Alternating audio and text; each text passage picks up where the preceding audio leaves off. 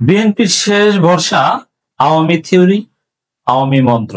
এর বাইরে রাজনীতিতে টিকে থাকতে বিএনপির কোনো থিওরি নেই। দর্শক, আমরা স্পষ্টত দেখতে পাচ্ছি বিএনপির ভবিষ্যৎ মুসলিম লীগ এবং জাতীয় পার্টি টাইপের ছোট্ট একটা দলে পরিণত হবে। এক পর্যায়ে বিরোধী দল হওয়ার মতো যোগ্যতাও রাখবে না। এখন স্বভাবতই তারা টিকে থাকতে চাইবে, রাজনীতিতে মূলধারায় থাকতে চাইবে, জনপ্রিয় দল হয়ে থাকতে চাইবে। কি করণীয়? এখন বাস্তবতা হচ্ছে বিএনপি হচ্ছে পুরনো বস্তা পচা একটা দল, পুরনো এস্টাবলিশমেন্টের একটা দল, যারা সংস্কারকে ভয় পায়, যারা নতুনকে গ্রহণ করতে পারে না, যাদের দলেই সংস্কার করা সম্ভব না, সে ব্যর্থ, জরাজীর্ণ, বুইরা, মেয়াদ উত্তীর্ণ, এদেরকে বাদ দেওয়া সম্ভব না। 45-46 বছর বয়স্ক নেতারা থাকবেন বিএনপির ছাত্র নেতা। এই সিস্টেম থেকে বের হয়ে আসা তাদের পক্ষে আদৌ সম্ভব নয়, যার ফলে তারা সংস্কারকে ভয় পায়। এই জন্যে যেহেতু নতুন বাংলাদেশ, 5 আগস্ট পরবর্তী বাংলাদেশ মানেই নতুন বাংলাদেশ এবং সংস্কারের বাংলাদেশ, সংস্কার এটা অনিবার্য। এই জায়গায় সংস্কার ঠেকানোটাই বিএনপির একমাত্র রাজনীতি। এখন সংস্কার বা কিভাবে ঠেকাবে? সংস্কার ঠেকানোর, সংস্কারের বিপরীতে আবার বিএনপির কোনো শক্তিশালী ন্যারেটিভ নেই, কোনো অল্টারনেটিভ থিওরি নেই। এই জন্য বিএনপি বাধ্য হয়ে আওয়ামী লীগের যে ফেলে যাওয়া থিওরি, যে বস্তা পচা মন্ত্র, সেগুলোই গ্রহণ করছে। দেখেন, সালাউদ্দিন আহমেদের একটা বক্তব্য বিশ্লেষণ করছি। কোন দলের অবৈধ অসাংবিধানিক আবদার মেনে জাতিকে সংকটে ফেলা যাবে না, সালাউদ্দিন আহমেদ। এটা দ্বারা মূলত বোঝাতে চেয়েছেন জামাত ইসলামের যে কিছু সংস্কারের দাবি, সেগুলোকে। এখন জামাতের ওই দাবিগুলোর বিরুদ্ধে বিএনপির কোনো ন্যারেটিভ নেই। কি যুক্তি? যে জামাত যে দাবি করছে বা জনগণ, এনসিপি যে দাবি করছে, এটা তো অবৈধ, অসাংবিধানিক। এখন অবৈধ, অসাংবিধানিক, তার দলিল কি? দলিল হচ্ছে হাসিনা সংবিধান, হাসিনার আইন। যে সংবিধান নিয়ে হাসিনা পালিয়েছে, সেই সংবিধানের দলিল দিয়ে বলছেন যে এই সংবিধান অনুযায়ী এই সংস্কারের দাবি অবৈধ, এটা অসাংবিধানিক। এখন হাসিনা মুজিবের 72-এর সংবিধানকে মানদণ্ড ধরে জনগণের সংস্কারের দাবিকে অবৈধ এবং অসাংবিধানিক বলাটা, এটাই হচ্ছে আওয়ামী মন্ত্র। এই কারণে আওয়ামী লীগ বিএনপির উপর সন্তুষ্ট এবং আনুষ্ঠানিকভাবে হাসান মাহমুদ বিএনপিকে ধন্যবাদ জানিয়েছেন। তাহলে দর্শক বুঝুন যে বিএনপি কতটা সংস্কার বিরোধী। যারা অবৈধ, অসাংবিধানিক বলে আখ্যায়িত করে হাসিনার মানদণ্ডকে ধরে। বিএনপি যদি আসলে নতুনত্বের সাথে খাপ খাওয়াতে সক্ষম হতো, সংস্কারে বিশ্বাস করত, তাহলে বিএনপি বলতো যে না, এই যে সংস্কারের যে দাবিগুলো সংবিধানে আছে কিনা এটাতে, আরে ভাই, সংবিধানেই তো বাতিলের দাবি করি আমরা, যে এই দাবিগুলো বাংলাদেশের জন্য এই কারণে উপযোগী নয়, এই ব্যাখ্যা দিত। সেই ব্যাখ্যা দিতে না পেরে তারা কি বলছে? এটা হাসিনার সংবিধান অনুযায়ী যেহেতু নাই, অতএব এটা চলবে না। হাসিনার সংবিধানকে যখন নিজেদের ঢাল বানায়, তখন তাদের ধ্বংস অনিবার্য। হাসিনা নিজেই তো পালিয়েছে ওই সংবিধানে। দ্বিতীয় হচ্ছে, বিএনপি বলছে যে অবৈধ, অসাংবিধানিক, মানে এই সংবিধানেই তাদের বাইবেল, তাদের ধর্মগ্রন্থের মতো, যে এটা হাত দেওয়া যাবে না। কিন্তু ওদিকে ইউনূস বিএনপিকে উপেক্ষা করেই, মানে বিএনপির এই দাবিকে উপেক্ষা করেই সংবিধানে হাত দিতে যাচ্ছেন। এই 72-এর সংবিধানকে তো উপেক্ষা করতে যাচ্ছেন। জুলাই সনদ তো হতে যাচ্ছে। ইউনূস সিদ্ধান্ত নিয়েছে, না, জুলাই সনদ বাস্তবায়ন করব। পিআর আসবে কি আসবে না এটা নিশ্চিত না, কিন্তু জুলাই সনদ বাস্তবায়ন হবে সাংবিধানিক আদেশে, যেটা বিএনপি একদম চায় না। সে বিএনপির চাওয়াকে অগ্রাহ্য করেই, উপেক্ষা করেই সেটা হতে যাচ্ছে।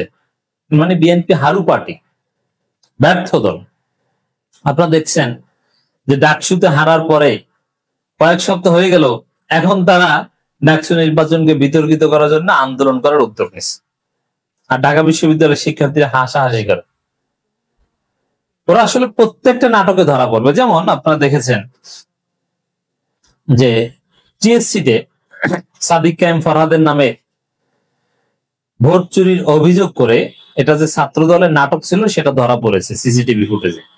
এখন ওটা নিয়ে কথা নেই, এখন বলছে নীলক্ষেতে নাকি ব্যালট পেপার ছাপানো হয়েছে, গায়েবী অভিযোগ।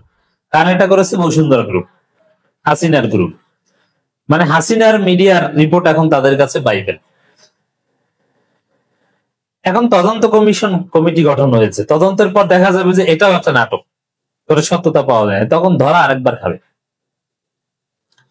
এখন এই ডাকসু নির্বাচনকে বিতর্কিত করা ছাড়া উপায় নাই, কারণ জাতীয় নির্বাচনে প্রভাব পড়ে গেছে, জাতীয় রাজনীতিতে ডাকসুর প্রভাব পড়ে গেছে, একদম প্রত্যন্ত অঞ্চলে গ্রামের চায়ের দোকান পর্যন্ত জামাত শিবির ঢেউ ডাকসুর প্রভাবে।